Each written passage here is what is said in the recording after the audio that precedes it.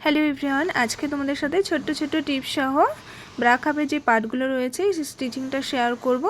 তো দেখো, প্রথমে আমরা দুটো কটরি কিন্তু স্টিচিং করে নিলাম, এরপরে টেকিংটা দেব। তো টেকিংটা যতটা তোমরা বেশি নেবে ততটা কিন্তু খাপটা সুচালো হবে, ঠিক আছে। এরপর দেখো সাইডের এক্সপার্টটা, অনেক দিন ধরে কমেন্ট আসছে যে সাইডের এক্সপার্টটা কেন বড় হয়ে যাচ্ছে। তো ঠিকঠাকভাবে যদি তোমরা কাটিং করো তাহলে সাইডের এক্সপার্টটা কিন্তু বড় হবে না। যদি একটু বড় হয়ে থাকে কেটে এইভাবে সমান করে নেবে, তাতে কোনো সমস্যা হবে না। এখন বেল পাটটা জুড়ে নিতে হবে।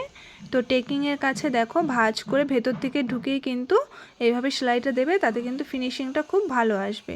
এরপরে ওপর থেকে দুটো চাপ সেলাই দিয়ে নেব। তো আমি এইভাবে দুটো কিন্তু চাপ সেলাই দিয়ে নিই। এরপরে একদম সোজা করে সমান করে কেটে নেব। কেটে নিয়ে আমরা হুক পট্টিটা অ্যাটাচ করে নেব। তো হুক পট্টি দেখো সোজা দিক থেকে কিন্তু পট্টিটা অ্যাটাচ হবে। আর দুটো কটরির মাঝখানে একটা কুচি দিয়ে নিয়েছি, তাতে ফিনিশিংটা ভালো আসে, কোনো রকম টান ধরে না কাপড়ে হেম করার সময় বা সেলাই করার সময়। পরে আমি এখানে হেম দিয়ে নেব। তো হেম দিলে কিন্তু ভালো লাগে দেখতে।